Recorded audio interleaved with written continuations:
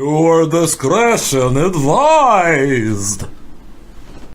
This week's episode of High and Hello is brought to you in part by parents who eat their kids' Halloween candy then bitch about taxes in the morning. Yeah, never sat and thought about it, did you? Happy November 1st, 5 days, get out and fucking vote. Turns out Instagram isn't just cam girls and pictures of ramen. Also has High and Hello, so check us out at High and Hello. Hello. Alright everybody, welcome to a special spooky cast. I'm just fucking around. It's Halloween. I hope you guys are all having fun.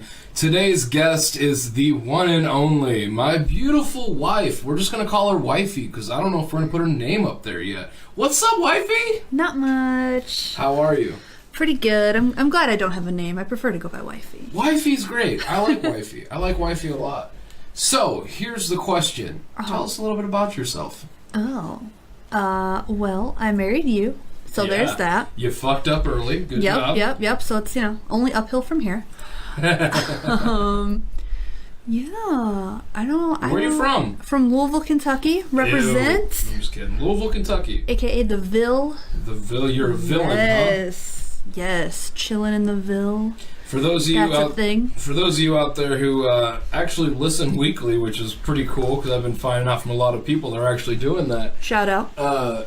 First and foremost, if you hear any light tapping, there's a big rainstorm on the way, so we're going to try getting this done before the power goes out. Me and my wife, we lived in Louisville, Kentucky for a year. From 2016 to 2017, after living in Chicago for about 6 years. What was your experience going back to your hometown to live after living in Chicago? Well, I will preface that by saying I lived there until I was about 22, so I have 22 full years of experience in Louisville. I think going back, I was very hesitant. Yeah? Yeah, because it's not a small town, not like where you grew up. Call me out. Hey, they all know by now. Yeah, that's very true. But it was a small enough community, my side of town, to where I was always known as, oh, there's Kim and Billy Joe's daughter, the parents.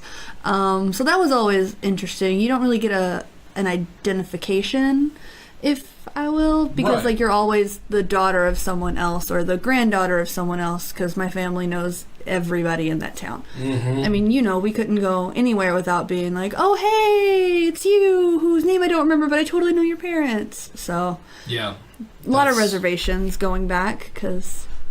That's exactly how it was for me, too, though, going from a spot. And after meeting your folks, of course, and living there with them for a while, it's very obvious that they are a staple in their community. Mm-hmm. A lot of people know them, and they know a lot of people, and that's exactly how it was with my folks as well. So it was really, really interesting. After knowing you for as long as I knew you, and then going there and getting to meet your family, it was wild because there were so many same kind of crossovers between our folks, which just really threw me off. Well, and I feel like you come from a very large family. You have brothers, sisters, and your parents have brothers and sisters, and they all are married with their kids, and some of them have kids. So you have a very large family, whereas I don't feel like mine is that large. So we could be back in your hometown, and we see your cousin. We ran into them at Walmart that one time. Right. The difference is, I will run into someone at Walmart, and they'll be like, oh, I know your dad. He coached my niece's cousin's brother. Right. Don't you know? Nope. I have no idea who your cousin's niece's brother is, but I shake my head and I'm like, I totally remember them. Great kid. And not a fucking clue, right? Not a clue. You just gotta kind of smile and go along with it. Yeah, I've had that. Smile and wave. I've had that a lot, trust me. And you've seen her, when we went back to my hometown for Thanksgiving and stuff, Black Friday shopping is fucking impossible in my small town. Because you're gonna run into people you know. Yeah. It fucking sucks. Don't get me wrong. In my hometown, there's probably a handful of people that I am so happy that I'm still in connection with. Mm-hmm. But there's roughly everyone else that I could kind of give a fuck about, to be completely real. Yeah. And honestly, I doubt they give a fuck about me. You know what I mean? Everyone in their own mind has this idea that they're special, that they're important, they're an individual, and we teach that at a young age. You can be whatever you want, you can do whatever you want, just as long as you believe in yourself. I can stand my town. Does that make sense? Mm-hmm. Yeah. I can stand my town, even though sometimes it's just goofy. But then again, after living there for so long, I personally just had to get the fuck out. What about you? Same. Yeah. That's how it was with Louisville, because you know everyone, and it ends up becoming every Friday night you're at the same person's house, the same people you graduated from high school with, having the exact same conversations that you've had since high school about high school, and you never, the conversation never really goes anywhere, so it just gets very repetitive and you feel very stuck. And Louisville's not a small town. It's definitely, nowhere, not by any stretch. Yeah, nowhere near the Rock Falls size, but it's, like I said before, when it's a town where you know everyone, you can't escape. There's never an escape. And so is that what Chicago brought you? Partly, yeah.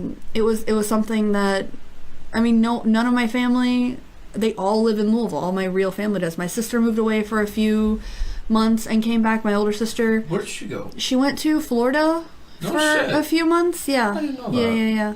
Interesting. Yeah. So she lived in Florida for a few months, came back.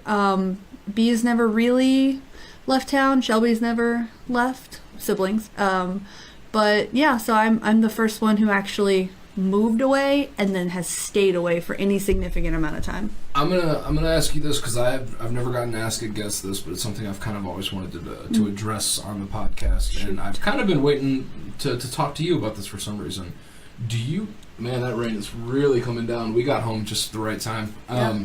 Do you ever feel like your absence is your downfall in your family?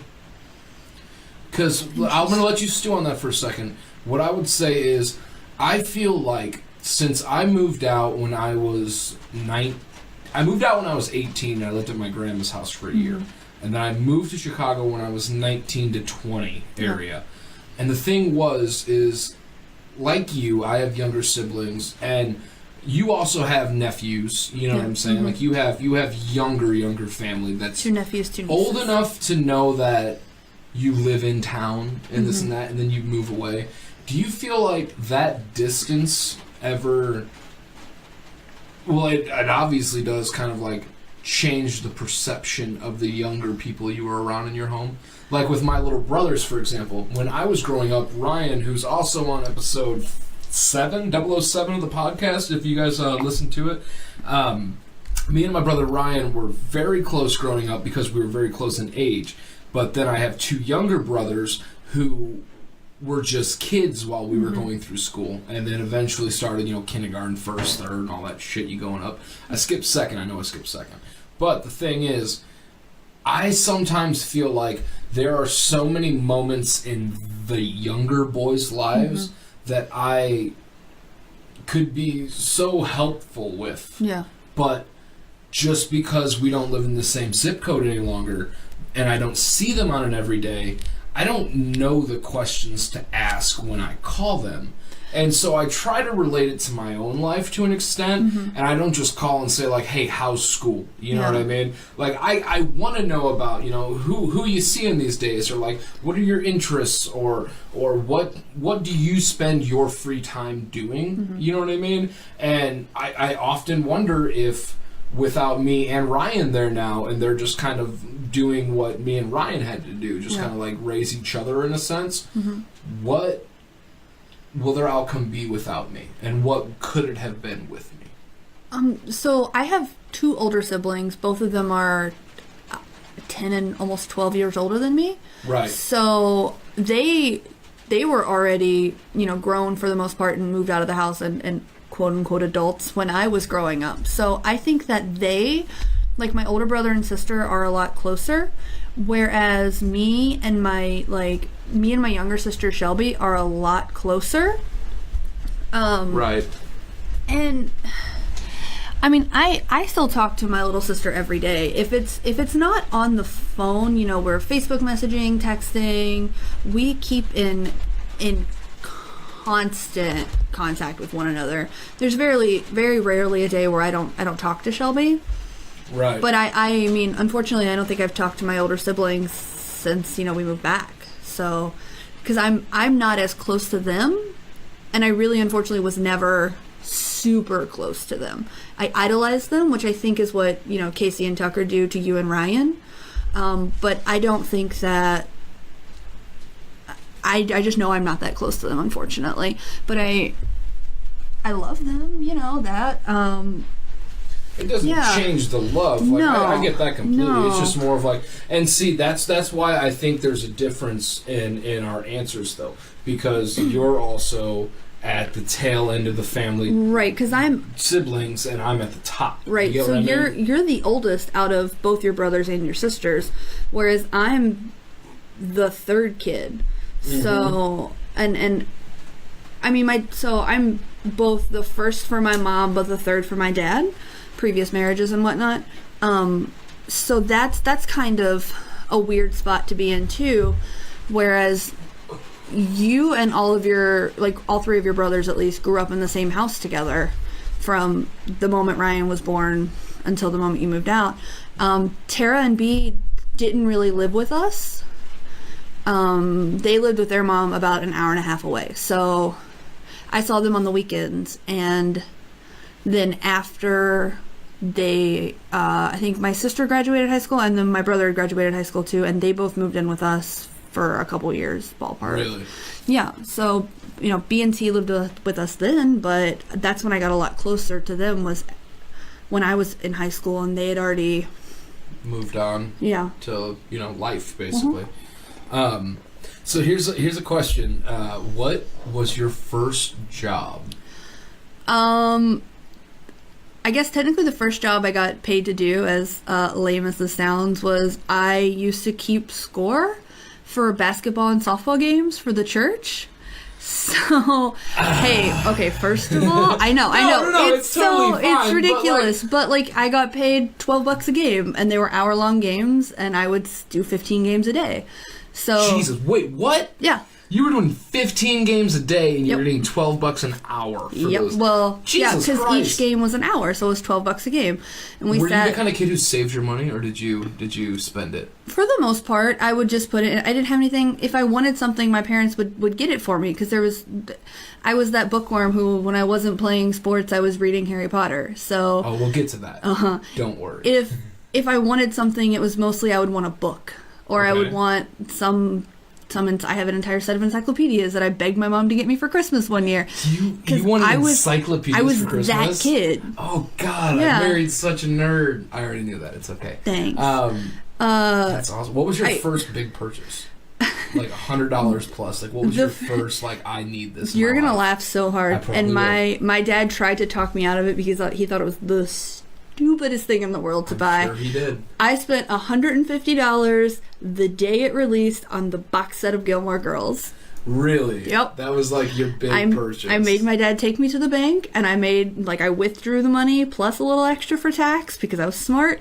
And I went and I bought and I spent $149.99 plus tax on the complete Gilmore Girls box set. So and what did that get you? Did that get you some good shit though? That got what'd me. You get? So it got me the collector's box. Obviously, it's Right. cute. And then I got all 7 seasons in addition to the thing that lists every episode and a descriptor for the episode. But then it came with the Gilmore-isms, which is What are Gilmore-isms? the piece de resistance of the box set, where anytime, for those of you who've ever seen Gilmore Girls, you know that they make references to everything under the sun, music, actors, movies, etc. Anytime something was referenced, it explains what the reference is. Give me an example. So they're talking in episode 4 about cabaret, and if you're... For those of you who don't know what cabaret is, you can just flip to the C's and be like, cabaret movie in blah, blah, blah, starring blah, blah, blah. It to a T. Yes, it explains the reference for you. So you're How not... many pages is that? How many seasons they do? Not counting Netflix, 7 right? They just do it on seasons and Netflix? then 4 90-minute episodes of Netflix that came out later, which we don't talk about those. Oh, there's a little Trouble in Paradise for the Netflix episodes, huh? That's a whole episode we can't even get into. Really? That's a whole... Really, that's a thing. That's a We'll problem. make a PowerPoint. But that's a big deal, though. Your favorite show apparently comes back on the air, and you just didn't give a fuck, or what? Was it not nice to revisit characters from yesterday? It was great to revisit. Yesteryear? Right, it was great so to long. revisit Stars Hollow, but it felt very forced. Really? Yeah, it felt very forced. But we don't have enough time tonight to get into that drama. There's So a storm we gotta brewing. We gotta be careful. with We don't know that how long outside. the power's until. Well, right on. What was your first obsession? Ooh. What was your first obsession? That's good. Mine was Barney the dinosaur when I was a child. Yeah. While you're thinking on it, folks at home, 1992 is the year. I'm going to set the scene. I'm going to paint the scene for you real quick. A new purple, blue, and yellow-toed dinosaur was on the up and up. His name was Barney the dinosaur. And I shit you not, for those fucking hermit crabs, homeschool teacher, school kids out there who don't know what Barney the dinosaur is for whatever fucking reason, however you missed it. It's like not knowing what fucking tomato soup is at this point in this country. That's fair. Barney the dinosaur was a dinosaur based off make-believe, and he would fucking sing songs and all this shit, and I was tranced into this fucking shit. Like MAGA hat trance Kanye, very bad. So Jess, what was your obsession? You're my obsession. Something. Right, that was a good song. I feel like I'm obligated to agree with you because I was a child of that generation too. Oh yeah. I think though, Got however, a little purple in your blood. a little purple. Ooh. I think though I was more obsessed with Scooby Doo. Ooh, like the Hanna-Barbera Scooby-Doo kind of style? Like The bats at the beginning? Yes, exactly. Scooby-Dooby-Doo. That one, yeah. And more so the Scooby-Doo Meets series, where they would meet Laurel and Hardy, or they would meet Batman, or the Globetrotters. Like, those were my episodes. I lived for those episodes. They never did a Dukes of Hazzard. No. Fuck, that was always the episode I remember sitting back waiting for. I was a big Dukes of Hazzard fan when I was a kid. Yeah. But I just like watching the car jump, and it was orange. That's all I did. I didn't care about You the like flag. Daisy, don't lie to me. Oh, God, Daisy. You have to be a special kind of person to get a jean short named after you. That is fair. Like, you know what I'm saying? Yeah. Who else has a jeans named after them besides, like, George Strait? And those are still Wranglers. Right. Like, No, they are deadass. Daisy Dukes. Those are... Fuck, that's amazing. Yeah, she has a short named after her. Good for her. Good for her. Right? No, so I liked watching Scooby-Doo. I think it was because it's just like a mystery. Yeah. And I like trying to solve the mystery. Like, was it Mr. Smith? No. And then they reveal the mask, and it's actually the butler or whoever. I got so fucking pumped for the live movie when it came out, and I Freddie Prinze? Freddie Prinze. Freddie Oh my Prinze god, Jr., as Freddie. Sarah Michelle Gellar. Fucking old boy who was also in all those films with him. God, I know his name every other time except for right now. He was also in the Matthew Lillard. Matthew motherfucking Lillard. Yeah. That is my guy right there. I wish he was in more. He was so good in that as Shaggy. The second movie was alright. Like, With Scrappy Dappy Doo. Dude, they brought Scrappy out of nowhere. Left field. I ain't even gonna lie. I didn't even think Scrappy would be... That's genius, right? Maybe I'm just wrong. Was that Monster Island? Or was that this first one? That was the first one. Remember, because he's like, Melvin Do? Oh, yeah. No, Scooby. That was the best cameo in fucking cinematography. in the Because history of it Shaggy's all. girlfriend's name was Mary Jane. Oh my god. I wish I was fucking old enough to get the references in that theater. It would have been so good. Yeah. Alright, so Barney, but what else? Like, what was your... Like, Ryan? Winnie the Pooh. Ryan, Winnie the Pooh all the way. But you know why? Scooby-Doo. Winnie the Pooh, they sold all these like 100-box tote bags. Did Shelby ever get that? Do you know what I'm saying? Yeah, no. So we weren't that into the Winnie the Pooh franchise. My older cousins and my older sister were really into like Winnie the Pooh and Eeyore were there too. No, Shelby and I got ridiculously into Pokemon. Got way too into Pokemon. Still into Pokemon. We got into SpongeBob heavy. Gargoyles was another one of our shows that I would race home after school to watch. Beg my mom to let me turn it on. What? Can I ask you a question about that real quick? Yeah.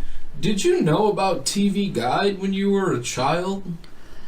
Or did you have some kind of cable package to where you could see what time shit came on? So like Gran and Papa had the TV Guide booklet, Really? but we had the buttons on the TV to where we could just search Gargoyles, and it would tell me So jealous. every time Gargoyles was playing. So jealous. Yeah. I had Heartland cable, and it was like 25 channels, but on the right night in my room, you could get HBO. Uh-oh. And that's how I learned everything I know. And now we're married as Zynga. We're married courtesy of HBO. Courtesy of shoddy fucking public access cable. We're married. Oh, my parents might hear this. This marriage is brought to you by... This marriage is brought to you in part by the best part of the house to get HBO on the free. That's cool. Yeah. What was the biggest band you ever fucking crushed over? Hands down, the Backstreet Boys, sir. Go home. The Go find a new Backstreet home. Get out of Boys. ours. Oh, Backstreet no. Boys, huh? No, obsessed. I still have every CD, my first ever copy of every CD of theirs. What was your favorite? Millennium, hands down. Millennium? Hands down. I'll agree with that. Okay. And then Didn't they have a Black and Blue? they did have a Black and Blue, which I was going to say was my second favorite album. You know me too well.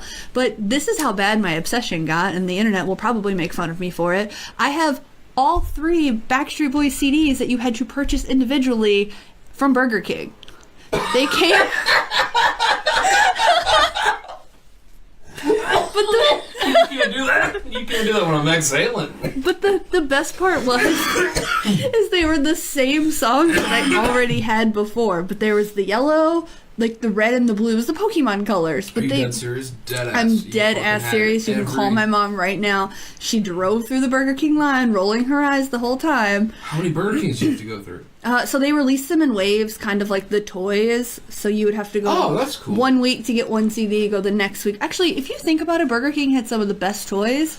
Because Burger King always did better. they also released the Pokeballs that had like the gold. The gold coins, right? Yeah, the gold Pokemon. cards? Yeah, But they were like solid gold. My parents don't fucking stand. I still have my Jigglypuff one at home. I'm proud of you. We should have took it when we moved back. I'll get it What for I'm Christmas. getting at is I just wanted the set. That's all I wanted. I don't ask for much in life. It's a $4 fucking burger. Like, and some fries, and here's a quick soft drink that'll put me in a grave at 48. My thing is I just wanted the fucking cards.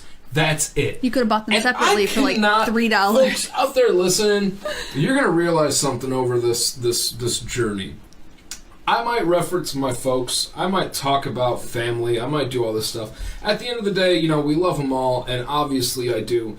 But there are little things as a grown adult, as a 26-year-old man, that I stop and remember to where I'm just like, you fucking cheap piece of shit. Like, I'm not gonna lie. We don't have kids, okay? Correct. And honestly, I don't think we ever will. If we do, maybe adoption, but I don't see the need, and I'm pretty sure you don't either, Correct. in bringing in another person. Like, I get the idea of raising, but at the same time, I was also the oldest child, and I got to watch 3 kids in home and 2 kids from my mom, like, grow up. And in a very fucking strange way, and Ryan will fucking attest to it until the day I die, like, his biggest thing would be like, shut the fuck up, Dad. You're like, you're not my dad, and shit like that. And I'm just like, bro, I'm not looking at it as, like, I'm trying to be an authoritative figure over you. Yeah. I'm just saying, I've seen this shit, and I know how it plays out. And so I'm just kind of like your Sherpa. Like, the first child is always the Sherpa, for the second at least, to be like, you're either going to listen or you're not. Yeah. But it's also a test for the first child, because it's your first time around them. Honestly, probably you're more of a Sherpa for the third, because then after the first kid has conversations with the second and they grow up together, and now there's a baby between the two, and it's not the single child going to a baby, it's 2 kids and now there's a baby. Does that make sense? Does it to you? Yeah. I really want to make sure. Yeah, I'm following you. So what I'm getting at is I've probably given more life lessons to Casey, just because, like, Casey will listen. but I was also at an age where people want to be fucking cool. People want to be fucking suave. People want to be someone they're fucking not when they're in 8th, 9th grade. Yeah. You know what I'm saying? You're Right. not fucking cool. I honestly think cool starts around 23. Like, that's a genuine... That's when you can really figure out if someone is genuinely cool to be around. Because you start to become your own. Exactly. It's not at a full adult yet, Yeah. but you have a good enough gauge to be like, this person is somebody to keep around and somebody who I shouldn't associate with, right? Yeah. So, I would always do shit around Casey that was just trying to be like the cool kid in class. Oh. Does that mean, but not in like a, not in like way, I'm yeah, trying to get popularity. I can see but it. just little shit to where like after I'd say something kind of smart ashes, I'd look over at him and kind of like wink and haha, and he'd be like hee hee hee. You know what I mean? Like me and Casey really bonded. Me and Ryan bonded because we shared a room. Mm-hmm. And like, did you and Shelby share a room? No, never. What the fuck? Never. I've always had my own separate room. Are you serious? Mm-hmm. You spoiled bitch. Yeah. I'm just kidding. I love you. Well, I mean, like I said, so Shelby and I had rooms upstairs, and then my dad built a room in the basement, which is what Tara ended up moving into / B moving into. So that was kind of that. I always had my own room. I begged my mom to let me paint it pink. She finally caved, and probably 4 days later I regretted my decision because it's a bubblegum pink and it's terrible. And then I decided to cover it in posters to hide the pink, which she... What was your favorite poster? What was your favorite poster? You're gonna laugh. I probably will. My Backstreet Boys poster, because it was signed by the band. Fuck out of here. Yeah. Where's it at? Why is that not framed in our home? Why is that not like pristinely crested between Bibles or something? Right. I kind of lucked out because my mom ended up liking the Backstreet Boys as much, if not more, than I did. Really? So yeah. Oh yeah. Oh, well, Kim. They were huge. Yeah. Kim gets down to some BSB. She still she still cranks it in the car when certain songs come on. So oh yeah. So we for everything that gets on my nerves about my mother, she is cool when it comes to concerts. She is the first one who will volunteer to take you to a show. Indeed. Yeah. I learned that. Yes, you did. You learned that you were put in a car. You had no idea where we were going. But yeah, so I remember I got to go see the Backstreet Boys multiple times. She drove me to Lexington, which is about an hour and a half, 2 hours away, to see the Backstreet Boys. Didn't your mom like cross-country drive to get one of the kids to a T Swift concert or some shit? What the fuck happened with that? What happened? So my mom ended up getting Taylor Swift tickets for like a radio thing or like through work or something. One of her work colleagues had extra tickets and couldn't go, and but Shelby and because I was working at one of my jobs. And my dad and I were at the house, and Shelby and Mom had went to Myrtle Beach for spring break, and we ended up getting these tickets for free to go to Taylor Swift, and we were like third row. And my dad was not going to Taylor Swift concert. Like, for anyone who's ever met my dad listening to this, you will know that he will never be caught dead at a Taylor Swift concert. And I didn't want to go by myself, but my mom left at 6 a.m. from Myrtle Beach and drove back about 90 miles an hour to Louisville, Kentucky, and made it 15 minutes before Taylor Swift went on to drop my little sister off so we could go see Taylor Swift together. So she booked it from the bottom part of the country to the middle. We have driven from Louisville to Chicago to see The Academy Is, which is another huge I'm a fan of. I've gone to Vegas to see Rod Stewart with her. I've seen NSYNC multiple times. There was one point where my mom made me this bet that if I could hit a home run or like a double or a triple or something in softball, that she would take me to go see Aaron Carter. So I hit like a triple, got on base, ended up scoring the next batter up, and she took me and Katie to Cedar Point, I think, if that's the one in Ohio. Yeah. To the big giant amusement park. Yeah, exactly. So we went to the amusement park, which Aaron Carter was headlining Cedar Point. Oh yeah. He's a crackhead now, right? I was like 12. What am I supposed to do? Now, right? I wanted candy and he sang it. No, I ain't gonna lie, when I was a kid my grandpa gave me a one of those tape recorders, like the Radio Shack ones that we have, right, from the store shop. We have one, I swear to God. Probably. I really hope I didn't throw it in the trash bag because I finally looked at it and was like, I'm not buying tapes. Like, I said that out loud. We have a tape player in this, don't we? No. I don't fucking know. But as I was saying, my grandpa changed my fucking life. He taught me how to make a mixtape. Ooh. And he taught me, you remember when Disney would play like a music video at like 3:28 because they had like 2 minutes to kill in between episodes. They need to get Raven Simone or Lizzie McGuire's fucking songs out a little bit. Oh, and so man. But it was coming up. Aaron Carter was going to be on Lizzie motherfucking McGuire. Yep, and I remember that episode. It was the Christmas episode. Yes, it was. I also remember in that same year there was a movie with the guy from fucking... It was an ABC Family movie. All right, it was the guy who played in Back to the Future, the professor. What's his name in real life? The professor from Back to the Future. Oh. Christopher Lloyd? Yes, Christopher Lloyd played some kind of a fucking zombie. Okay? Rewind a little bit more that year. It was the year that Lizzie McGuire had the Halloween episode that was a school dance where Gordo was dressed as somebody in the wind, and like his tie was one way and like his hair was scooped. You remember that? I do. Okay, I only had to say the same year because I think of that fucking night so many fucking days of my life have I thought of that. Why? I have no idea why. I can't get it out of my head. I don't know what movie. If anyone out there listening knows, I don't know what fucking like ABC Family 31 Days of Halloween it was with Christopher Lloyd. The 13 Nights of Halloween. Is that what it was? Yes, it was 13 Nights of Halloween. So it was leading up to 13 Nights of Halloween. Only this year changed it to 31. Well, fuck them. That's bullshit. There's 13 Nights of Halloween. Christopher Lloyd was in Christopher Lloyd Webber, right? Is that his name? No. No, who the fuck is Christopher Lloyd Webber? That's the Broadway musical guy. Is that the Broadway musical guy? Yeah. And Christopher Lloyd and Christopher Lloyd Webber are two different people? Now I'm second guessing. Am I just finding this out? I don't know. But to go back to the Aaron Carter thing, I'm sorry. It was the same, like, I just remember it was the same season or some shit, I feel like.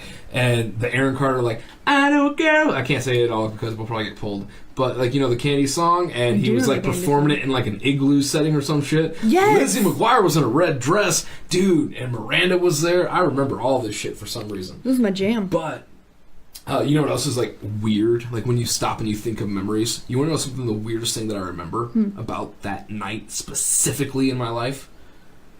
Our bunk beds had just been taken down, and me and Ryan were both sleeping on the ground, basically, like the ground level, if that makes sense. And those little wood dollops things that you put in between two pieces of wood to kind of like hold them steady. Yeah. The dowels were still in the bed. Isn't that That's where weird? we were going with all of that. All of that, just kind of like to tie it together. But yeah, I would take the tape recorder and I would sit next to the TV, and I knew like the episode's about to end. Credits. I'd run there because I know they're about to start a music video, and I'd press record. My first 6 mixtapes were fucking Disney Channel, Disney Radio mixtapes. See, and that's why I had that idea before everyone. That's why we're married. And now it's a syndicated radio station. That's why we started Hi and Hello, folks. You have to remember out there listening, sometimes when we talk to you, we just look into the microphone as if you can see us. It's fucking weird. But every guest I've had so far, we've done this 13? 11? 12? No, Bradley was 11. So this is 12? We've done 12 weeks so far, 3 months, and every fucking guest looks at the microphone as if they're looking at you. Like right into your fucking soul. It's crazy. Are you still looking up this whole Christopher Lloyd Webber and Christopher Lloyd thing? No, well, Christopher Lloyd Webber I know is the Broadway musical dude, but... You had to stop to confirm. I'm just saying. No, I'm trying to find your Christopher Lloyd... I'm trying to find your Christopher Lloyd vampire, werewolf, zombie, hybrid... I wish I knew what it was. It was on ABC Family, I know that for sure. But that was also like around the time of like Halloween Town and shit like that.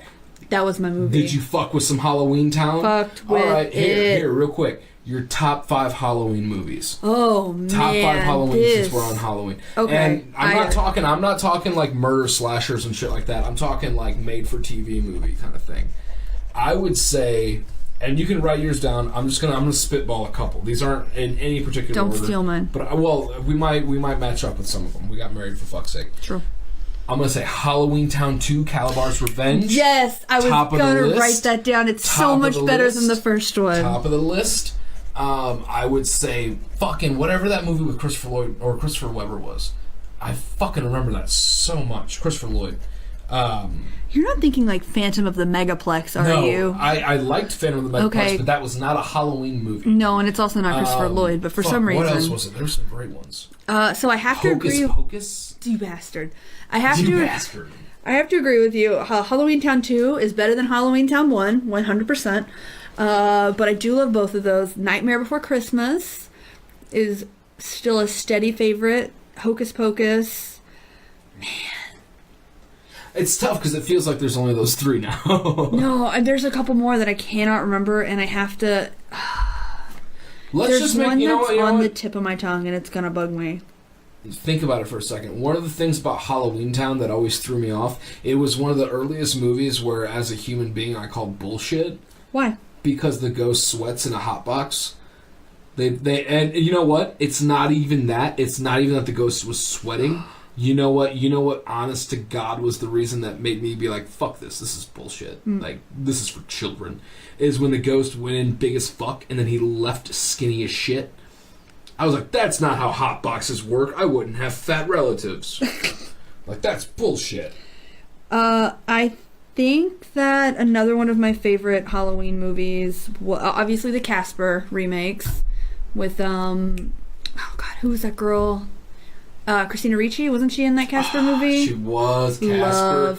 Love her. But wait. Are we talking like the official Casper or the side movie Caspers? Because there was a lot of live-action side movie Caspers that pissed me the fuck off. No. The real ones with like the green ghosts that were his like cousin, uncle, relative people. Right. Do you know which one? Like Christina Ricci, they went into the house. Yeah. It's a car going through the alley, through the puddles. Also, maybe that's just something about me though, because I fucking hated generic anything. No, there was one, and I feel like I'm literally the only person on the planet who's ever seen this movie, but it's The Littlest Vampire. You just fucking grabbed my heart. You gave me a bite-proof guarantee.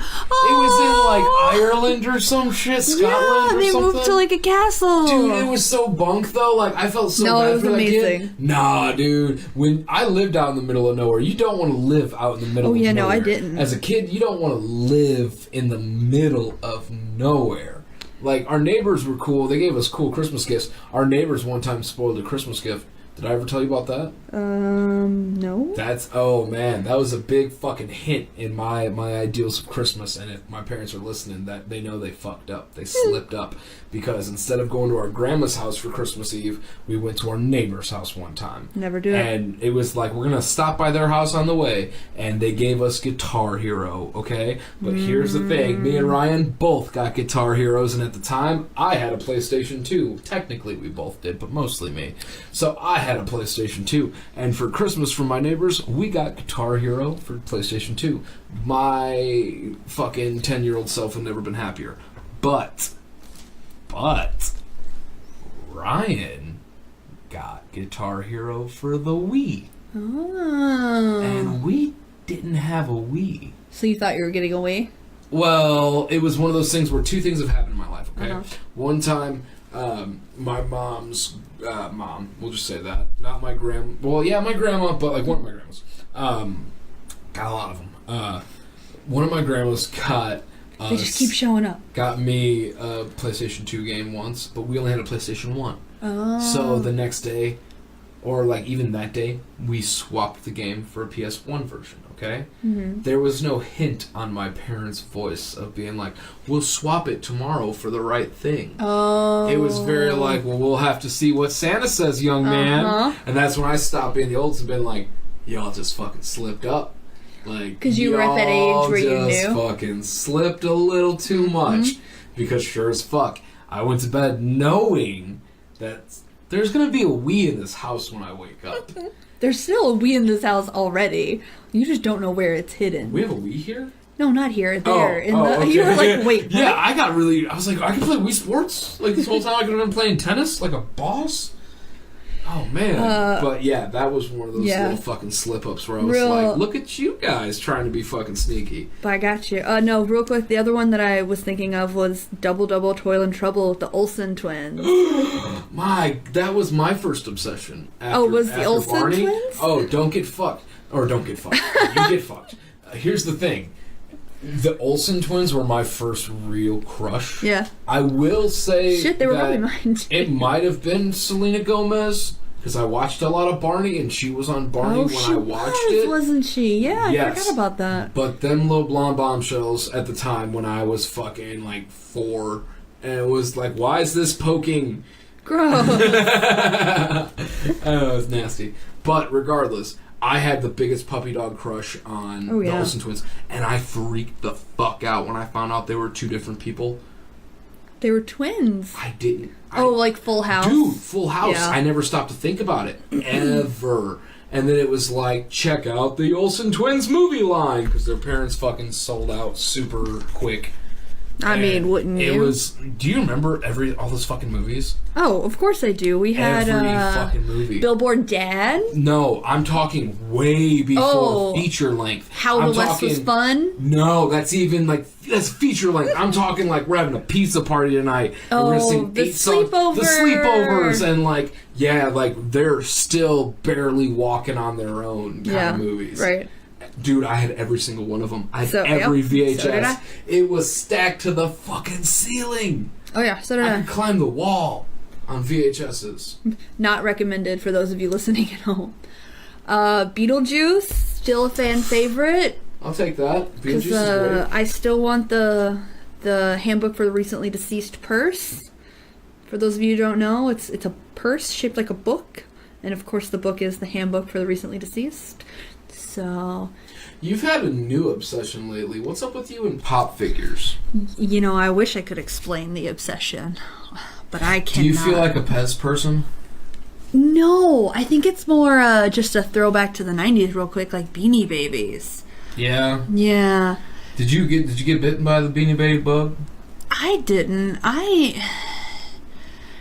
No, I had... Our parents did, I think. Oh, I think it was definitely a parent thing, because they were all sold on the, one day these are going to be valuable. No. Do you know what really sucks, though? My mom used to buy me and my sister the collectible Barbies. Like the Bicentennial Barbie and the New Year Barbie and all these like really fancy, beautiful Barbie dolls. And then tell 6-year-olds we weren't allowed to open them. So I kid you not, and you can call my mother and my sister and put them on speaker. In the basement at the house, I have unopened Barbies that are in these beautiful, just princess, gorgeous quality ball gowns. Still in the fucking box. Never been opened. Always wanted to open them. Was never allowed. Hey man, that's our retirement. You're lucky as fuck though, because all of my shit went to my cousins.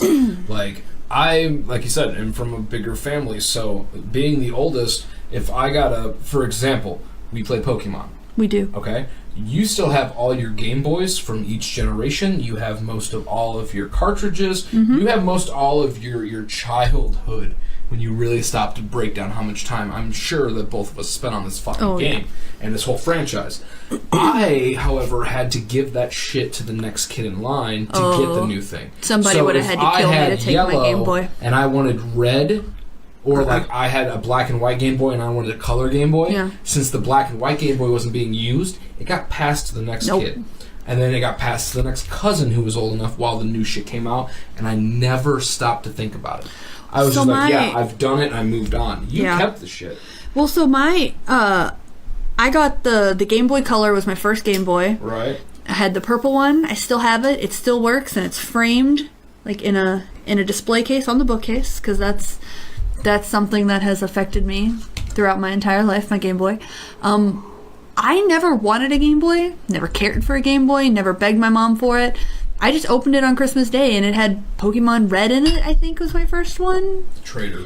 I didn't pick it. I didn't even know what Pokemon was. I just knew it was a Game Boy game, and I played a Game Boy because, like I said, my older brother had, I don't know what system he was on, but I thought that video games made you cool, so I wanted a video game, not really... Like I said, I wanted it. Right, I never had a reason why. So I started playing Pokemon. Fell in love with the game. I had the little, like, Pokemon USB Lite that would leave a horrible glare on the screen, so you'd have to hold it at that terrible angle. Oh, you're taking me back. I know, right? Did you have the extendo buttons? We had I actually think I still have it, but it's the oh man, what is it? Where you slide your Game Boy into it, and it gave you like an actual handle grip, but it also had like the rock'em sock'em, like it would vibrate when you were in the middle of a Pokemon battle, so it would like... You bougie motherfucker. I know, man, my mom spoiled me. Yeah, I think I actually have it still. Man. But it was also a backup extendo battery, so my Game Boy never died. It was great, but you also never had Nintendo 64, so you could never play your game on the TV. Right. Buzzinga. But no, so fuck that show. It's over. So you would charge the handheld like little vibrating Rock'em Sock'em thing. Right. And then you would pop your Game Boy into it, so you would be able to, you effectively had a batteryless rechargeable Game Boy Color. That is cool as shit. Yeah, because it had like the little RC, whatever, AC outlet adapter thing. So that was a really cool part of my childhood. But my mom had this weird thing where if I got something, Shelby got something of the exact same thing, but like a different color. So when I got my Game Boy, I had mine for a year before she bought Shelby the Game Boy Color that was like tinted purple but clear. And then she bought Shelby a Game Boy game because Shelby kept trying to steal my Game Boy game, which was cool because then we had link cables and I was able to complete Gen 1 because I would play my game and then steal Shelby's and play hers and then trade stuff back and forth so I could have the entire generation, because for those of you who never played the original, you couldn't get the 151 unless you had someone to link cable and trade with, because certain Pokemon obviously evolve by trading. So I was able to knock out all of Gen 1 courtesy of Shelby. So shout out if you're listening. Thanks for that, even though you might not know I stole your Game Boy. I used to steal Ryan's Game Boy. Yeah, so it was mine. Yeah, right? Yeah. I never traded shit, though. I was pretty... You're getting so jumpy. You don't spend enough time in here. It's just the alley. No. It's just a car driving through. It's just You looked over at, like, the aliens were landing. It caught me off guard. Yeah, so, but Shelby and I had the same toys. So there was never any favoritism. Okay. So my parents were very, well, my mom, I think it was more my mom. I don't think my dad really ever noticed and or cared. But she definitely made sure that both of the kids had the same thing. So I remember one time Shelby ended up getting the first DS, like the original like flip DS that had like the itty bitty tiny screens, and I guess my mom thought that I was too old for it, but my grandmother didn't think it was fair, so Gran went out and bought me one. And then I was like, I'm never going to play this, because I was in that whole angsty phase where I was we don't play Pokemon anymore, because that's lame. So that lasted all of like a year before I was like, I'm fucking stupid. Where's my Game Boy at? Right. Yeah. Question. Yeah. Looking back on your childhood, growing up with a younger sibling who was very close to you, without giving too much away, what was the most shady shit you did? To not like get them in trouble per se, but just like, I'm annoyed, and so like I'm gonna put the attention on you for a second. Like, do you remember any like shady shit, like to where you're like, I should have did that, like kind of giggling, like it wasn't a big consequence, right? But like you were just also that angsty kid. The thing is, Shelby and I weren't that close until, I don't know, maybe like 5 or 7 years. Probably like 7 or 8 years ago. We got really, really close that we are now. I hated her growing up. She was terrible. So give me some juice. She was always near me, and I was like, back up. I need physical space. And she's like, no, I love you. You're my older sister. And I'm like, I need 6 inches of oxygen away from you, so just back the fuck up. Right.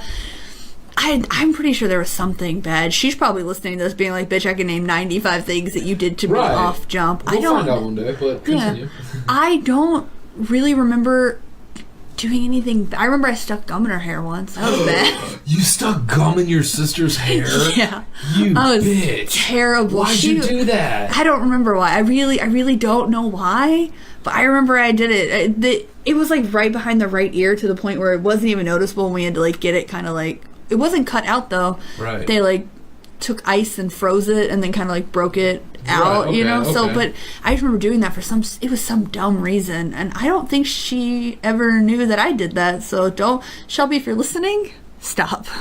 We'll put a disclaimer in the beginning. Yeah. So I remember one thing I did to my sibling that was pretty fucked up. Which sibling? Ryan. Oh God, I'm sorry, Ryan. Me and Ryan were arguing about something. Once again, folks, for joining Did you us sneeze late in on the him? cast. No, it gets so much worse than what I've done to you. I love you, by the way. We're a great couple, and God forbid anything ever happened to you. But yes, folks out there listening, one time I sneezed on Jess. Yes, he did. We'll talk about that in a minute. It wasn't pleasant. Give me a second. So when I was younger, I had this... Something happened to where Ryan did or said something, but like in a very Ryan way. like a very snarky, like, well, aren't you special? Or, you know what I mean? Just something stupid. Yeah. To where I looked at him and I was like, you want to see special? And he, like, just, like, kind of gave me this weird look. And I bit my hand, but I used these 3 teeth. Not the front Not teeth. the front teeth. Yep. To where it looked like littler teeth. And I dug that motherfucker in there. Like, Did you draw blood? Close. Close. And blamed it on him? And he's just watching me with the most quizzical look, like, what are you planning here? Like, You what? psycho. Like, what's your end game? And I made sure those teeth marks were there, and I let go, and I went, ah! I screamed, and I was like, why are you doing this? Stop it! Stop it! Like, just really loud, and he's just looking at me dumbfounded of like, what are you doing? And I ran to the back, like, fucking hooves, get all the way there. I was like, your fucking kid just bit me. Look at what he did. And like, I just flipped out. And Amy, my mom, looks at my fucking hand. She's like, oh my god. And I was like, why? What did I do? Just as like victim as possible. And she ran out there and slapped that fucking kid in the head so hard. She's like, Ryan, what the fuck? And like, I remember peeking around the corner and just giving the most Sheldon grin of like, fuck you. You know what I mean? Like, the devil was in me. Like, I was possessed. But, oh my god, I just remember biting my hand so hard and him just looking at me like, what's gonna happen next? And like, I ran back, and immediately once it all clicked in his head, he was like, I fucking didn't! Like, he started to run. And dude, I remember it was like Hulk and Thor. Like, Ryan was walking up to fucking plead his case, and I think that was the first time he just got fucking clocked upside the head. But it wasn't even like, I'm gonna beat you as a kid. It's just more of like, your fucking kids yelling in a crowd and you fucking hit him, like a little pat on the back of the head to be like, look over here, you know what I mean? But not in like I'm gonna kick your fucking ass for an hour. In like a fucking, hey, dipshit, like, look over here, stop it, you know what I mean? But he got fucking clocked. It was funny as shit. And then I got beaten worse though, because like, she figured it out. And not only did she figure it out, but I'm pretty sure like, I was in my room and I was like, you see what I have to do to get you in trouble? And like, Amy was walking by the door and she was like, excuse me? And I was like, what? What? Nothing, I love you. And Ryan's like, he bit with his finger and I watched him. Which fucking got me too. I deserved it. But that was the most shady shit I remember at like the earliest stage. I would just like to say that I'm sorry, Amy, that you had to raise this person. Dude, I to was my a right. terrible child. I'm so sorry. My God, I was fucking awful. But I was a funny fucking kid. I'm sure. That's the problem. Like, that's the biggest problem with these people's kids, is that they fucking laugh in front of them. If you laugh in front of your child, that's game over. Mm-hmm. Because from now on, they saw that they brought so much joy to you in a moment that they think they can do it whenever the fuck they want. You know what I mean? Like, they think they can get out of trouble by making you laugh, and it just makes it worse. But, like, oh, God. I've never won a blue ribbon, but if the county fair had, like, funny, shitty kid, I would have fucking taken a couple of years in a row. You would have taken Olympic gold in that, babe. 7 to 9 was probably my peak. Yeah. When it came to, like... Just to life? I peaked around 9. Double digits just weren't good for me. I don't think I'll ever see triples, so... No. 9 years old, so... Yeah, it's a good year to peak, though, man. Hocus Pocus was out. It's true. When I was a kid... We had Pokemon. When I was a kid and my dad worked at the country club, they had a Halloween party. I'll never forget it. A couple friends from school's parents were also involved in the country club. I wasn't a trust fund baby at any means. Mm-hmm. We worked in the kitchen. So... I remember Hocus Pocus playing on that TV, and it was such a 3-hour movie. Party, and I remember starting Hocus Pocus in front of the screen and ending to the last credit and looking around and being like, oh, I forgot I'm not at home. What was your first Halloween costume, Jess? Or the earliest you remember? Oh, the earliest I remember was 50s poodle skirt. Really? Yeah, I had the white button-up, the cute, like, pink with the actual poodle on it. I had my hair in a ponytail to the side. I think I had the saddle shoes, like the official saddle shoes. I made my mom buy those. That was that. Yeah, I remember that distinctly. I remember that. I was fucking cute. I don't care what anybody says. I was cute. One year I was the Pink Power Ranger because shout out to Kimberly. Isn't she dead? Oh, God, I hope not. Was it the Yellow Ranger who died? Will you look that up real quick? Oh, One of the Rangers Jesus. died. Yeah, I think it was Kimberly. No, it was the Yellow Ranger. Jesus, that's got dark. My childhood. Did you know that? You didn't know that? Obviously, I did not. One of the Power Rangers died. Kimberly is probably still alive. I think it was the Yellow Ranger. Neither here nor there. Well, now I'm intrigued. While you're looking it up, my earliest Halloween costume that I remember. Are you ready for this? Are you genuinely ready? I don't know. The outfit I wore to school all day. The outfit that I wore to school all day, and I ended up accidentally ripping the crotch out of, and not realizing it until I got home. Okay. My little genitalia's all hanging out. I'm just Gross. kidding. I wore boxers back. No, I was a strictly underoos guy at the time.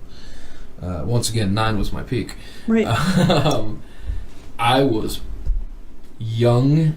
What? You just grabbed your chest. Oh my God. Well, okay. Well, no, I placed my hand to my chest. Let me clarify. I did not. No, you're right. The Yellow Power Ranger died in 2001. Yeah, it was early. It was around the time Jamie Lynn Spears was popular. In a car. Oh my, this is tragic. Remember Jamie Lynn Spears? Yeah, she had that great TV show till she got preggers. Yep. It was about 6 years after that happened. To the day, I think. Probably not. I was young Anakin Skywalker. No. I was episode 1 Phantom Menace pod racing Skywalker. Oh, that's terrible. I had the helmet, but it wasn't a helmet. It was mostly just a front mask, I think. Mm-hmm. I had it all. I had the sand color clothing. Oh, God, you poor child. Child slave of space. Story. Yeah. Didn't have a pod to race. I was just walking around looking like a slave kid. America, oh my God, right? that such a terrible movie. Oh, it was. But that's the earliest costume I remember. What was your favorite costume? Oh, and that could be all the way up to adulthood, I guess.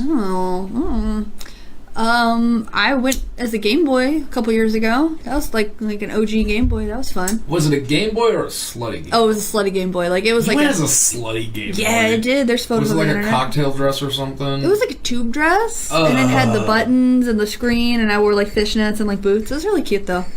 What was your cartridge? I didn't have one. That wasn't equipped in the dress, but I really think my favorite outfit has to be the Carmen Sandiego one, simply because it's got a nice big jacket and pants and a hat, and when I go out in October Chicago, I'm not freezing. So you did awesome with it this year. Thank you. For those of you out there listening, this year Jess and I went as a. She went as Carmen Sandiego. She made a fucking kick-ass briefcase out of, and we'll give you the skinny on this. We swung down to our local Michael's. Not sponsored, Michael's. It's unless not you want Blick. to. It's a little cheaper. Michael's was kick-ass. You know those little photo boxes. Photo boxes, yeah. You got a black photo box. You got some Mod Podge. You freehand cut the best letters I've ever seen in my adult life, and possibly my elementary school life. There were some great contenders in that bracket. But yeah, you had the vial on the briefcase. You did it up. I was super proud of you with that too. I'm not gonna lie.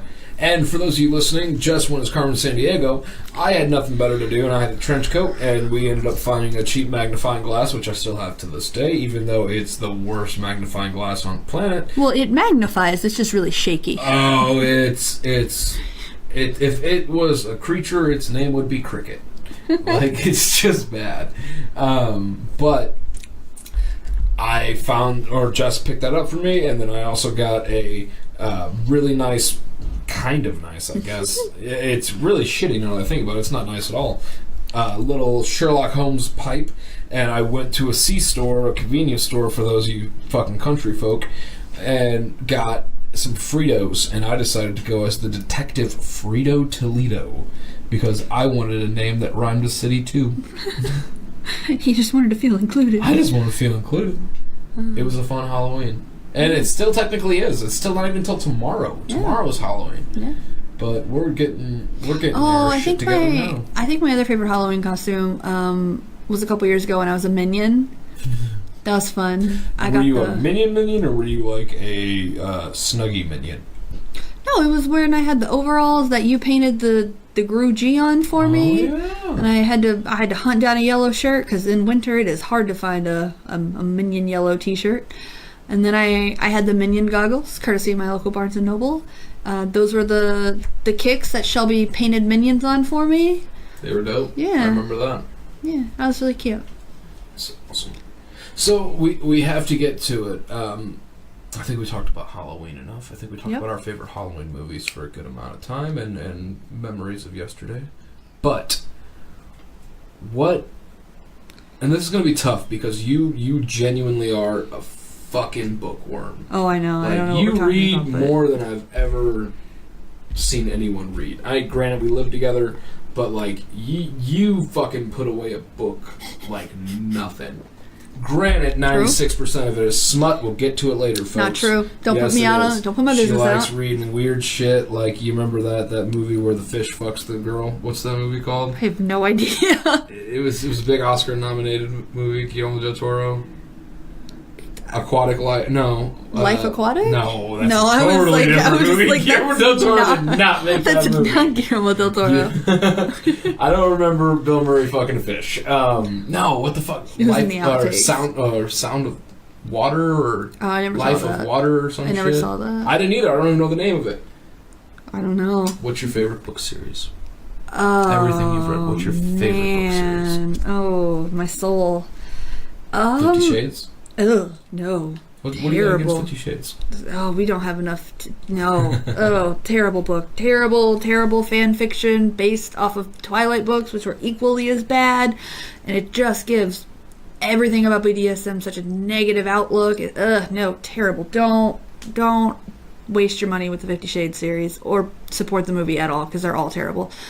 I have to say Harry Potter. Harry Potter, huh? Yes. What house are you? Ravenclaw, represent! Check the Wi-Fi, bitches, because I named our Wi-Fi Ravenclaw Common Rooms. So, you're also Ravenclaw. You got sorted in. We're not sure how. Ravenclaw. Yeah, I don't know how that worked. I either. was definitely I always thinking thought I was Hufflepuff. Gryffindor. Oh, Really? I thought you'd be Hufflepuff. Really? They're you next thought I to was the one of those kitchen. You kitchen like to weirdos? eat. Wow, I like to eat. I mean, that's a fact that Looks most like people know. You're not getting any of the food I bought tonight because I like to eat. I don't eat at all.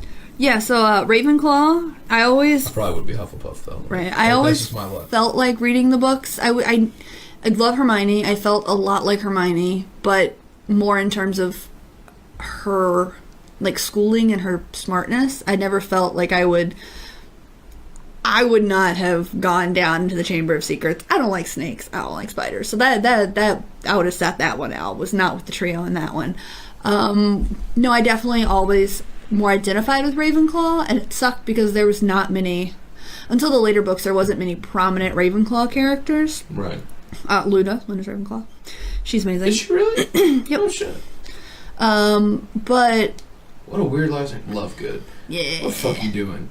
What the fuck you Xenophilius is doing? her dad's first name. What's his first name? Xenophilius Lovegood. Oh my god, I'm gonna fuck him. What's his name? All right. Xenophilia? Xenophilius. Xenophilius? Yeah. That's a fucking... that's a sexy name. I don't care what your gender is. That's a sexy fucking name. Xenophilia. Yep. It sounds like something that's like a side effect. What's it say it again? Now that I really think about it, it's not as sexy. That's like melanoma. I'd fuck the shit out of someone named Melanoma. That's just exotic. If you experience xenophilia, please call Xenophilia? your doctor. That sounds like something you can get arrested for if you type like into a porn site. Yeah, so just Sorry. kind of going back to referencing Scooby-Doo earlier, I think that's a little bit why I fell in love with the Harry Potter series, because if you break it down and put the magic aside, it's a mystery novel. It's Harry Potter and the Sorcerer's Stone. We have to figure out what the Sorcerer's Stone is and how it has to deal with this problem that's arising in the book. And then Chamber of Secrets, where is it? What is it? Prisoner of Azkaban, who is it? How does he affect the story? How do we get him out of the prison or into the prison? Should he need to be there? Which, spoiler alert, Sirius is the best. He does not need to be in jail.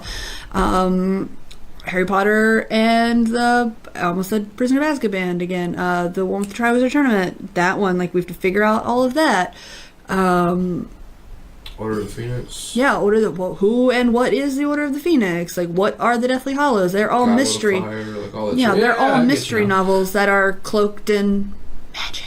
I've never stopped to think of it that way. That's a Yeah. really interesting way to see it as mystery novels. Wow. Yeah. I feel like I know close to damn near everything that the average viewer should know about the overall plot since I've seen them all. But like, yeah, I never stopped to think of them as mystery. Yeah, if you take away the magic and the monsters, it's a mystery novel. It's Harry Potter, Ron, and Hermione trying to solve the name of the book. Wow. Yeah. Fuck you, JK. That's genius. I know, right? That's so fucking smart. God damn it. I'm such a common person. And I think that's partly why I fell in love with the books. But then, you grow up with them, because we are the lucky generation that when Harry Potter came out, we were the same age as Harry. So even though it was set maybe 10 years prior in time, we were 10 when the books came out. Harry was 10. And so we grew up as the books came out. And so for 7 years, we grew up with these characters, which is why I think it's such a staple of a lot of people our age's childhood, because not only did the books continue developing, but you developed along with the books. Right. Yeah. Very true. That's why we have our other special guest, my Niffler Pop, because I'm a lame. We have a giant Niffler pop. We Like, do. This shit's no joke. This is like a 2-foot fucking pop. It's not. It's a 10-inch pop. That's 10 inches? Uh-huh. Man. My dick doctor lied to me. And I'm done. What a great line. I just flipped the table. Notice how I haven't been to the doctor in a while, because I just called it the dick doctor. The dick doctor. Coming this fall to the CW. The dick doctor. That's not 10 inches.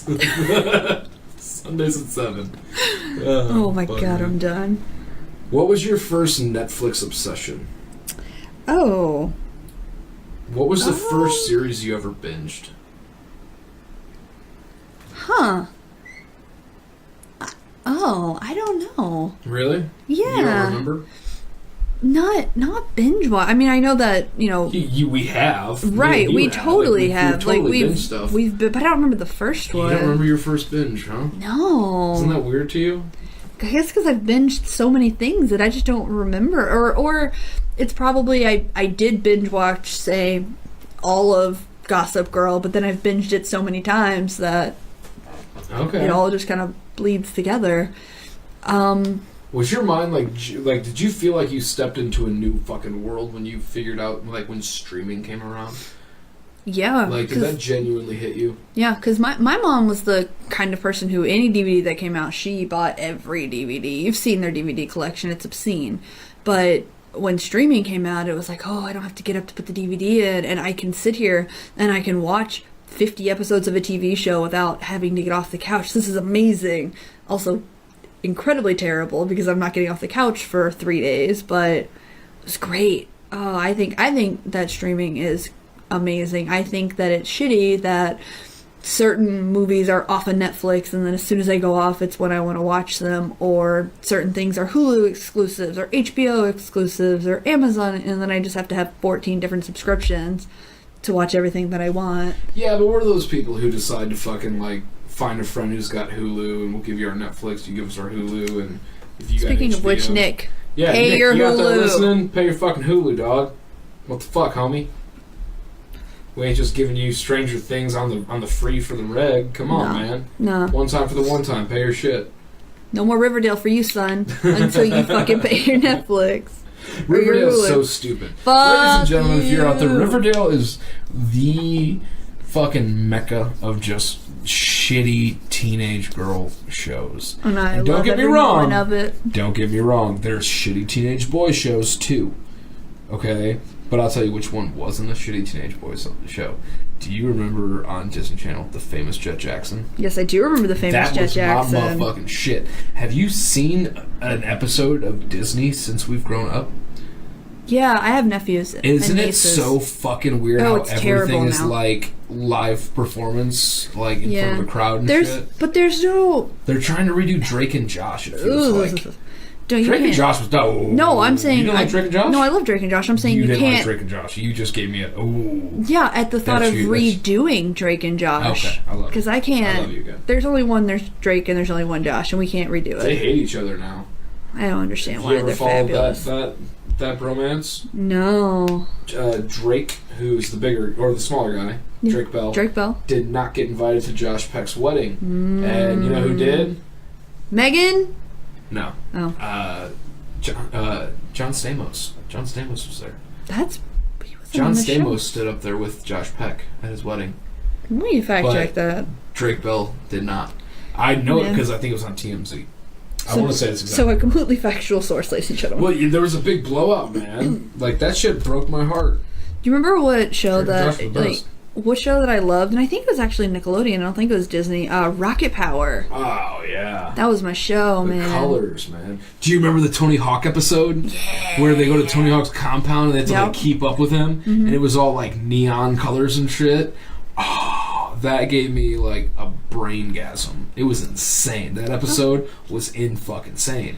I'd never seen anything like blacklit on a cartoon before. It was awesome. It was amazing. It was definitely Meanwhile, really in cool. Tokyo, a bunch of kids had a seizure because a Porygon had a shit or something. Poor Porygon. Poor he Porygon. just gets ousted so much. Him and Jinx. That's a Pokemon God damn reference it. for you out there. You got any questions? You want to talk about anything? What's been on your mind lately? Not much. Not much, really. not much. Interview me a little bit. What do you want to talk about? All right. We're at hour 10. Ooh, hour 10. Yeah. Favorite. Ooh, okay. Let's get a little more modern. Favorite movie in the MCU, Marvel Cinematic Universe. Favorite MC Universe movie? Yeah. Like from Cap 1 to Avengers, the last one that came out, not 4, because we don't. Yeah, from Cap 1 to Infinity War. Like, what is the movie that you're like, this is the one that I can watch over and over again, or this one is the best visually, plot, whatever. Okay, so I'm going to answer in a few parts. All right, okay? part 1, go.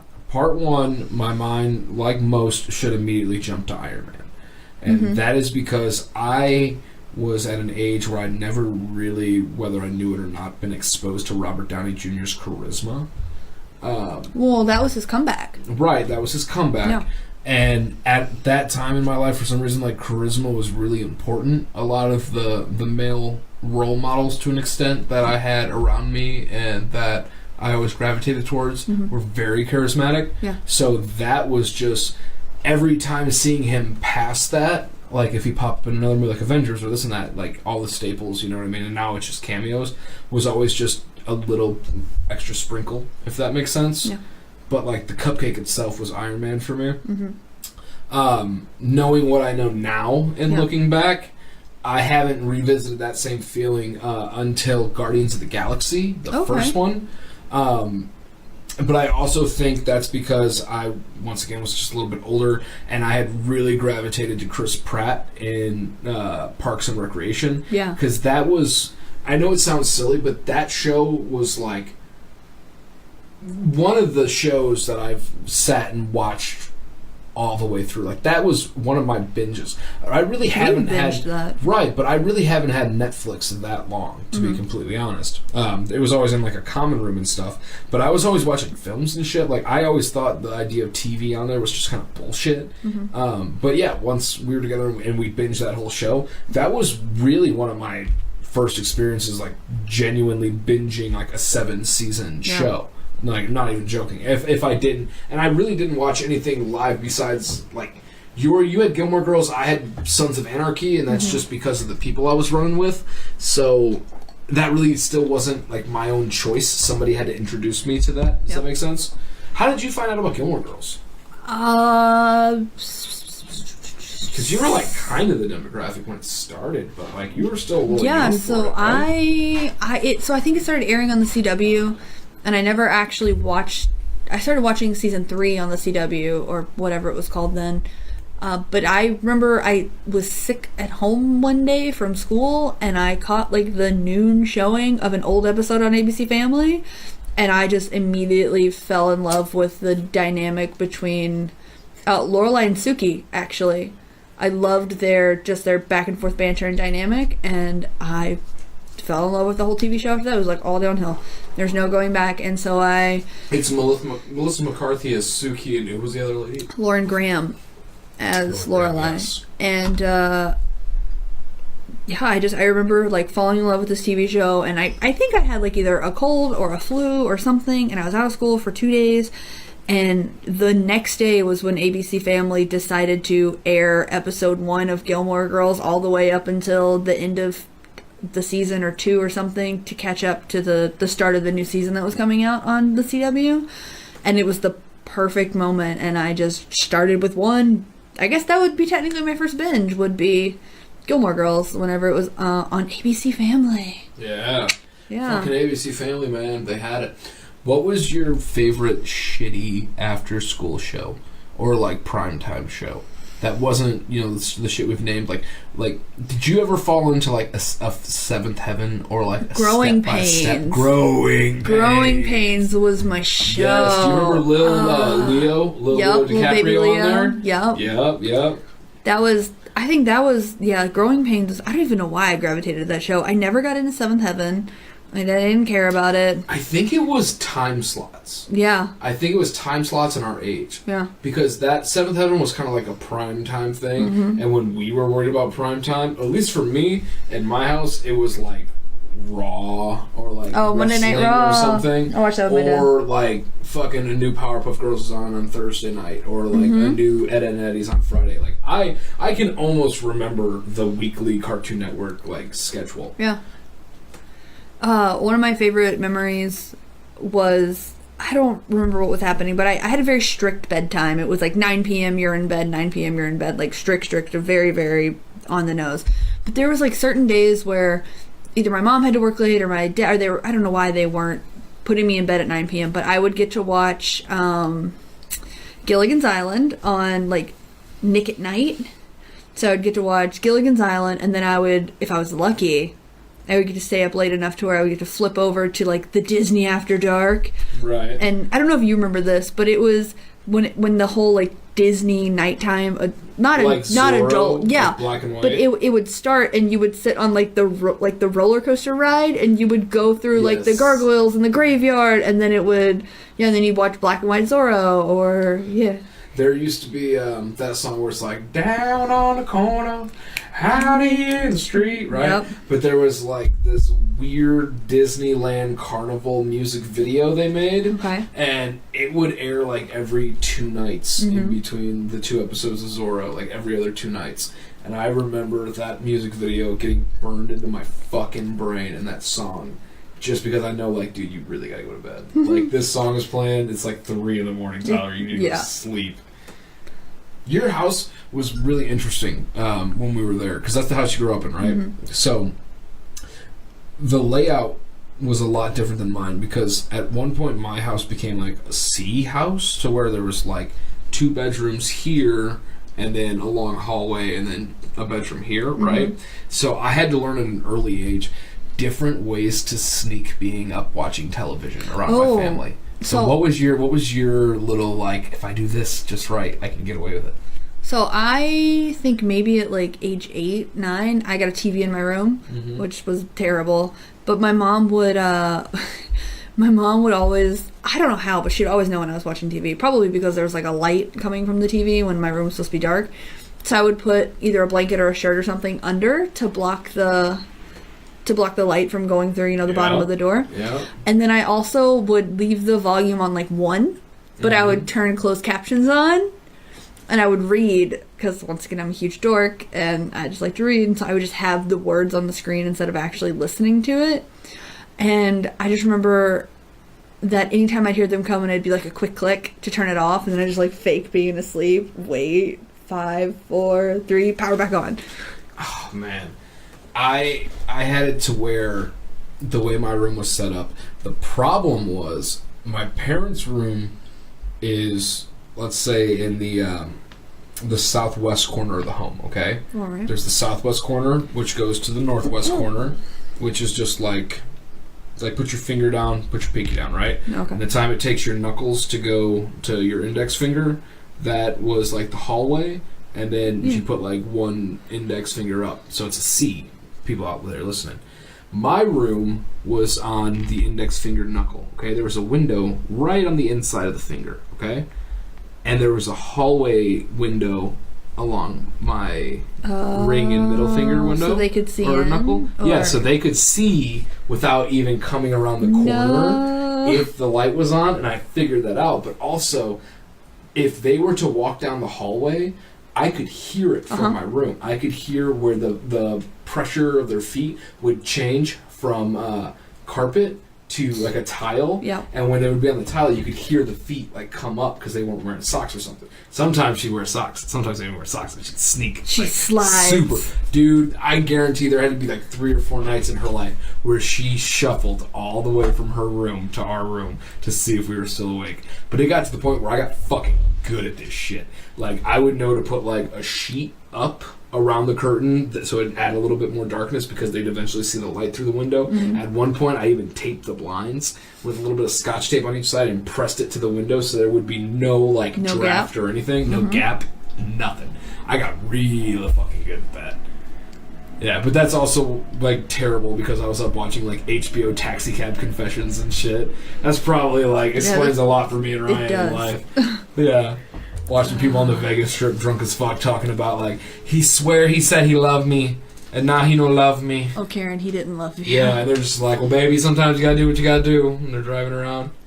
Oh man, do you remember I'm playing Pokemon, trying to listen for my mom's footsteps and listening to Karen's problems. It's terrible. What were you asking? I miss the 90s. Do you... Don't. You know what was so funny? I got into this discussion with a customer at work the other day, and they were telling me, and I don't know how it came about, but they were telling me, like, the best and the worst parts of their, like, quote, 90s childhood. And I was like, do you know what the fucking worst memory that I have? And it's the most random thing, but colored ketchup. The blue ketchup, the purple ketchup, the green ketchup. Parents would never let me get it. My mom bought it because she thought it was cool, and I refused to eat it because it freaked me out. Ketchup is red. Tomatoes are red, therefore ketchup should be red. We don't need to add food coloring. But carrots were black before they started adding like focusing it on the agriculture side of it. Now they're orange because no one wanted to eat black carrots. So why wouldn't you want to eat purple ketchup? It didn't, like, visually speaking. I don't want purple fries. If Jess's mom ever comes across this, if you can find some of that colored ketchup, I'll eat it. So have it at Thanksgiving or Christmas, whenever we can get out there. We miss you. So this customer did not believe me that purple ketchup existed at one point. He's like, that's stupid. Why would it? Because it's the 90s and it was a lawless wasteland and they could just make purple ketchup and people would buy it. And he did not believe me, so I had to Google purple ketchup and show it. And he's like, oh my god, that's... Because it's not a pretty color purple. It was a gross color purple. And he was just like, that does not even look appetizing at all. No, it didn't. And I'm like, no. Do you remember... No, it's terrible. Oh, fuck. I forgot. And we're not going to say why, but your house couldn't have peanuts in it. Because your sister... your older sister's allergy. We'll just go with that. Do you remember the Smucker's peanut butter and jelly in the same jar? No. So some dumb fuck decided it'd be a great idea to put peanut butter and jelly in the same jar, okay? Uh-huh. The thing about peanut butter is you keep it in the cupboard. Why do you keep peanut butter in the cupboard, folks? Because it keeps like a smooth, warm consistency. You know peanut butter is supposed to be refrigerated, right? Fuck no, it's not.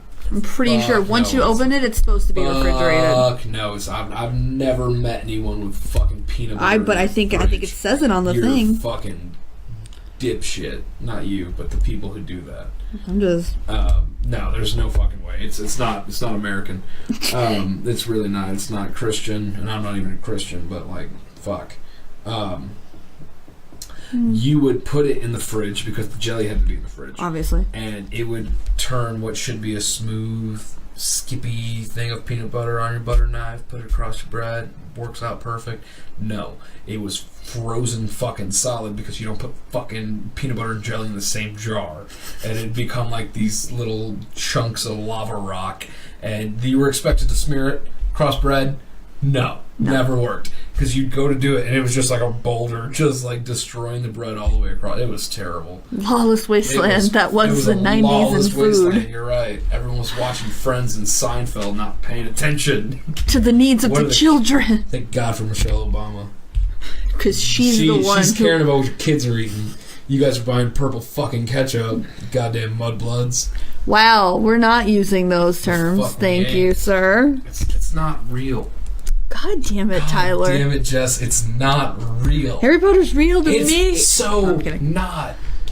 It's not real. You've cried tears. Yes, I have. And I'm not ashamed to admit that. To an imaginary friend. Harry Potter is friend to us all. And I don't appreciate you talking about my friend that way. And I know there are a significant amount of people in this world who would agree with me that Harry Potter is our friend. And we don't appreciate you talking bad about our friends. Don't make me feel bad. Well, don't use racial slurs when it comes to Harry Potter characters. Oh, God, it's Harry Potter. Alright. Did you have a good day today? Yeah, you know, it was fun. Everything been okay? Yeah, work's work, so. You feeling good? Story of my life. Yeah, it was good. No drama at the workplace. Me neither. Hey, what do you say we order some food and we sit back and watch Hocus Pocus or something? Ooh, happy Sound Halloween. good? Little Halloween treat? Yes, please. Alright, guys, we're gonna wrap this up. Wifey, thanks for being on the podcast. Finally, I can never get you in here to do a pods because we live here and you don't want to just sit down and talk to me because that's weirdo. Well, that's how we talk, guys. Isn't that weird? Isn't that so fucking weird? Like, did you hear that little like weird like bad voice I just did?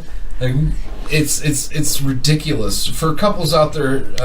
I'm sure you guys have your weird little twitches, your little vocal jokes and hee-haws that you do to each other. Like your inside jokes. Your little inside jokes, exactly. But ours is just so dumb. It's so dumb, and it came from us making fun of each other, but like to piss each other off. Not to be like, haha, and cute and playful. It's like, she'll be like, hey, will you grab my phone charger? And I'll be like, hey, will you grab my phone charger? Yeah, you want me to get your phone charger? Baby can't walk and get your phone charger? And like, stupid shit like that evolved into like the most, how do I say this? We can't talk to each other in public. Like, we just can't. Because we're too comfortable around each other. Oh. So instead of like talking to each other like every other fucking normal couple in the establishment, this has been a struggle. We have such a problem with voice inflection and not just talking normal. Well, you like to make fun of me in that weird, like, dumb voice that you do. Okay, so I finally figured it out. The voice I'm trying to reach to is the guy from Of Mice and Men who strangles Lenny. Yeah, Lenny is... Yeah, Lenny gets strangled, I think. I have to... Yeah, it's been a while since I've read Of Mice and Men. Like the other night, I was telling Jess about the moth event I went and worked, and she said something about the moths and tweeting. In my defense, I was half asleep and or drunk. I don't remember. God, regardless, and for some idiotic reason, I found it appropriate to not only like call her out on it, but then just to kind of call her out on her as a person. I felt bad, so you're gonna get a public apology. But God, it was just. I'm gonna save the voice. We're gonna get to the voice in the next pod. We'll see what happens in the next one. All right, everybody. Hour and a half. We did it. Cool. You guys have a great one. Wifey, thanks again. You're welcome. All right, love you guys. Be good. Bye. All right, kiddos, that's the show. Go have a great Halloween. Be safe. Don't check your candy. I'm telling you, you don't have to. Like, I've never seen or heard of anybody getting something in their candy. I know it happened like 3 times since maybe 92, probably a little bit more, but it's mostly from your family, so just don't eat from your family. Don't take from people you know. Only take candy from strangers. Because strangers, they don't give a shit. Like, no one's just brooding, waiting to put a needle in your candy. Just eat the shit. It's a Snickers. It's great. All right. Have a good one.